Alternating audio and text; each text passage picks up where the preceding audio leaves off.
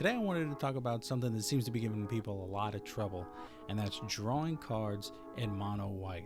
The best way to draw cards in mono white is simply to play to mono white's strengths. What do I mean by that? You're going to want to play archetypes that are well supported in mono white's color pie. Mono white does life gain, +1/+1 counters, enchants, auras, and equipment themes. If you choose to play to these strategies, you're going to have a lot of cards that help you draw cards. And a great example of this is Dawn of Hope. Dawn of Hope lets you pay 2 mana each time you gain a life to draw a card. And then if you combine that with other cards in its wheelhouse like Resupply, Revitalize, and Reviving Dose, all 3 of these cards gain you life and draw you a card. So in combination with Dawn of Hope, you're going to be playing one card that's going to gain you a life, draw you a card, pay some mana, draw another card, and then if you have other cards that are in your theme like life gain, you're going to get an additional bonus off of gaining that life. So if you're playing something like Heliod or something that gives you +1/+1 counters when you would gain a life, or create a token each time you would gain a life, something like that, these are all going to help you build advantage over your opponents. And then they're going to reward you for doing this with card draw, with +1/+1 counters, with other synergies. And all this advantage adds up over the course of a game. Here's some more examples of some good payoffs. Cosmo Elixir, Well of Lost Dreams, Sigarda Splendor. Cosmos Elixir is great because it does everything we want to be doing. It either gains us life or helps us draw cards. When we're not above our starting life total, it's going to get us there. And when we are, it's going to let us draw a card. And then Well of Lost Dreams is great because whenever you gain life, you can pay X, where X is equal to or less than the amount you gain. If you do, draw X cards. Sounds complicated, but it's really simple. If you gain 12 life, you can pay 12 mana to draw 12 cards. But if you don't have 12 mana, you can pay 1 mana and draw 1 card, or 2 to draw 2. As long as the amount you pay is somewhere within the range of the life you gain this turn, you can draw that many cards. Sigarda Splendor.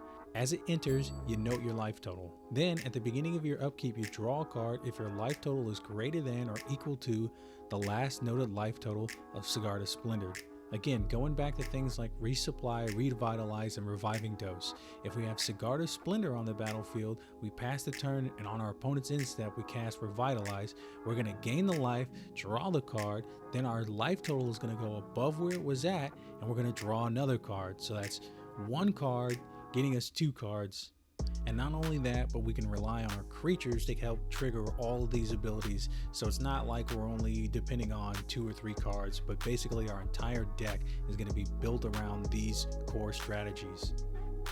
So what other abilities in white have payoffs besides life gain? Equipments and auras are the other 2 ways you can gain card advantage in mono white. Stonehaven Outfitter, Shram Senior Artificer, and Arden Intrepid Archaeologist. Shram lets you draw a card whenever you cast an aura or an equipment or vehicle spell. Stonehaven Outfitter only lets you draw if they die, but you still get the bonus of getting a +1/+1. And Arden at the beginning of combat lets you attach auras and equipments to him. Using equipment like Rogue's Gloves, Mask of Memory, or Skeleton Key all let you draw when the creature attacks and connects. So Rogue's Gloves lets you deal combat damage to a player and you may draw a card. Mask of Memory lets you deal damage to a player to draw 2 cards. You have to discard 1. And then when you deal combat damage with Mask of Memory, you're going to be drawing 2 cards and then discarding a card. And same with Skeleton Key, except for it's draw 1, discard 1. Lastly, I just want to talk about some of those synergies with enchants and auras. If we use cards like Light Paws, Core Spirit Dancer, or Mesa Enchantress, these are going to give us card advantage, and in some cases just straight up card draw. And then we'll use them in combination with things like Unquestioned Authority, Rune of Sustenance, and Sage's Reverie. Unquestioned Authority straight up just draws us a card when it enters the battlefield. Same with Rune of Sustenance.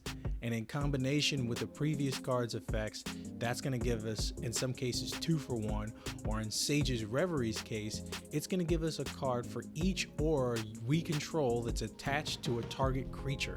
And in the case with something like Light Paws or Core Spirit Dancer or even Mesa Enchantress, where we're just suiting these cards up with 2, 3, 4 enchantments, it's not going to be uncommon for us to draw 3, 4, 5 cards off of these. And finally, I just wanted to touch on Mantle of Ancients and Folk Hero. With Mantle of Ancients, it's just doing exactly what we just talked about, playing this card and getting back other cards that ETB, so that this one card will draw us, 2, 3, sometimes even 4 cards. Imagine if we played Mantle of Ancients and then we got back our Unquestioned Authority, our Rune of Sustenance, and our Sage's Revelry all back onto something like Light Paws. Then we have Folk Hero, which literally just gives your commander, whenever you cast a spell that shares a creature type with your commander, you get to draw a card, and it only triggers once per turn.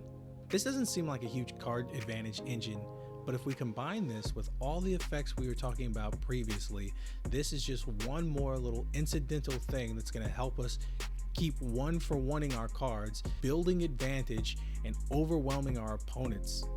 And that's it. That's how we're going to draw more cards, by sticking to our outs, by playing synergies in whites, and building incidental value over time. And now you can finally stop saying things like mono white is the worst color in Commander, because it's really not if you play to its strengths. It'll really surprise you. And that is it, everybody. If you play those cards, you will draw more cards in white. I guarantee it. And if I helped you draw some cards, gave you some good ideas, and you like what you see, hit that like button, hit that subscribe, and let me know what you want to see next, and I'll see you guys in the next one. Peace.